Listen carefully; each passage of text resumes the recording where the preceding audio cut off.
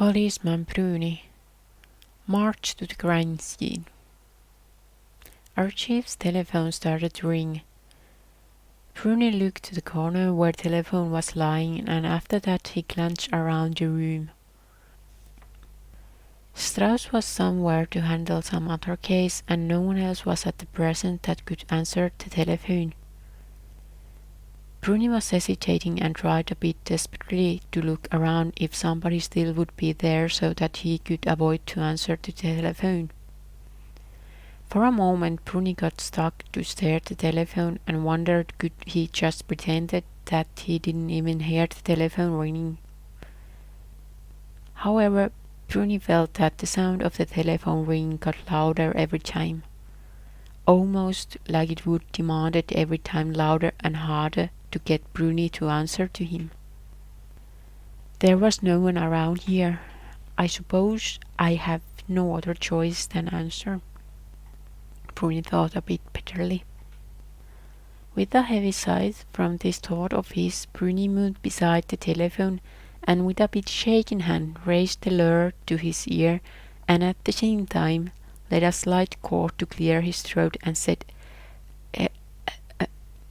"Hello? Our chief? What the hell are you slugging in there?" Brüni immediately moved the lure further from his ear. In his mind he let a really deep sigh. It was the sweetheart sound of Chief Constable Bauer. The Chief Constable Bauer was a man who did a lot of yelling, blustering, blaming and barking. In other words, Brüni thought Chief Constable Bauer was a pro-candidate to the merciless guillotine troops foreman, and therefore he was also a very nasty human nature with every aspect, and with whom was really hard and unpleasant to work with. Chief Constable Bauer was one of those persons who felt the communication by writing with Brüni an utterly personal insulting, and he often rather desecrated Brüni in the front of others by interrupting Brüni middle of his sentence to demand Brüni to speak clearly and firmly. This show did often continue with a long, loud-mouthed monologue from Chief Constable Bauer to Brüni, where Chief Constable Bauer blamed Brüni with the straight, clear and verbose phrases how he was a slow-minded, invalid and unskilled for any thinking work.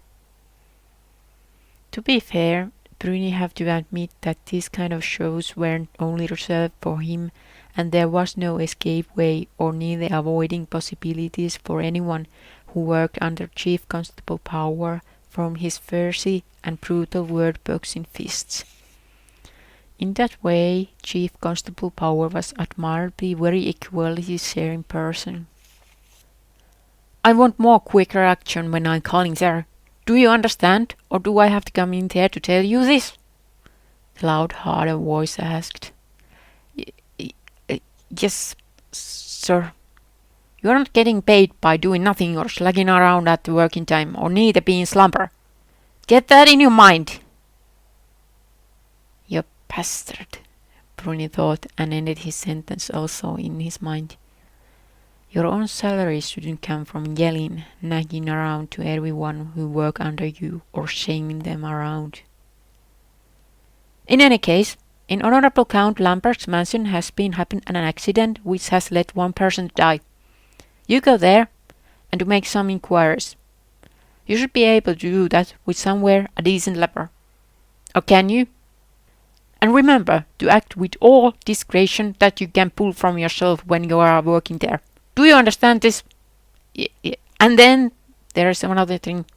If the time that you are using to make inquiries will go over from your daily working hours, you won't get any extra money from that. So start working there. No!" Telephone lure was closed with a kind of strong force, or so Brüni at least thought. "That son of a bitch," Brüni thought and made slight snort to his walrus moustache. It was clear that these inquiries took more time than what was his daily working hours. It was already a midday, and the travel to the mansion with the bicycle would take almost an hour in one way. Brüni gave one nasty and angry look for the telephone. That whole gimmick was the invention of Satan himself, and which had brought from the Dante's hell to the above ground for bullying and torturing people without any good reason. This was Policeman Brüni. Writer, Sepia Kettu. Reader, Laura Tohila.